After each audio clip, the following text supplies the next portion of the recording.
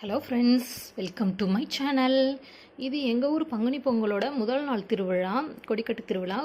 கொடியை அழைச்சிட்டு வருவாங்க, அழைச்சிட்டு வந்து தான் கட்டுவாங்க இங்கே.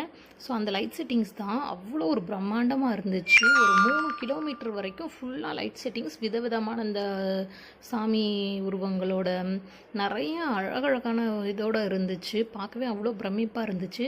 நாங்கள் இந்த லைட் செட்டிங்லாம் நல்லா ஃப்ரீயாக, நல்லா கூட்ட நெரிசல் இல்லாமல் நல்லா பார்த்துட்டு, சாமியும் நல்லா பார்த்து கும்பிட்டுட்டு அதுக்கப்புறம் தான் கொடி அழைக்கிற அந்த குரூப்புக்குள்ள போனோம்.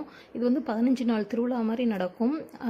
வர செவ்வாய்க்கிழமை பொங்கல், அப்புறம் பூச்சட்டி எடுத்தல், பூ மிதித்தல், அப்புறம் பூ பல்லாக்கு, பூ ஊஞ்சல், விளக்கு பூஜைன்னு ஒரு 15 நாள் நல்லாவே திருவிழா பெருசாக நடக்கும். இந்த பங்குனி பொங்கல் முத்துமாரியம்மன் கோவில். ஸோ இதில் இந்த பசங்கள்லாம் அவ்வளோ அவங்களோட டேலண்ட்ஸ்லாம் இது பண்ணிகிட்டு இருந்தாங்க, வெளியே விளையாடுத்திட்டு இருந்தாங்க. எல்லாரும் அவ்வளோ கூட்டம், அவ்வளோ பேர் நல்லா பார்த்து என்ஜாய் பண்ணிகிட்டு இருந்தோம். வாழ்வீச்சு, சிலம்போன்னு எல்லாமே பண்ணிகிட்டு இருந்தாங்க. இந்த ட்ராமாக்காரவங்களெல்லாம் கொண்டு வந்திருந்தாங்க. அதாவது இந்த மாதிரி அலங்காரம் பண்ணுறது இதெல்லாம் ரொம்ப ஹெவியாக இருந்துச்சு. பார்க்கவே அவ்வளோ ஒரு ஹெவியாக இருந்துச்சு. அதை தான் அவங்க வியர் பண்ணிவிட்டு அவ்வளோ தூரம் 3-4 கிலோமீட்டர் நடந்து வந்தாங்க. அதெல்லாம் நேரில் பார்க்கும்போது ரொம்பவே பிரம்மாண்டமாக இருந்துச்சு. ஸோ அதெல்லாம் உங்களுக்கும் ஷேர் பண்ணணுன்னு தான் இது பண்ணேன். இது எல்லாத்துக்கும் பின்னாடி தான் கொடியை அழைச்சிட்டு வருவாங்க. கொடி கட்டுறதுக்கு நைட்டு ஒரு 10-10:30 மேலே ஆகும்னு சொன்னதுனால நான் மறுநாள் பிள்ளைங்களுக்கு ஸ்கூல் இருக்குன்னு ஒரு 9 மணின்றப்போலாம் கூட்டிகிட்டு வந்துட்டேன். அதுக்கு முன்னாடி இதெல்லாம் வேடிக்கையெல்லாம் நடந்துகிட்டே இருக்கும்.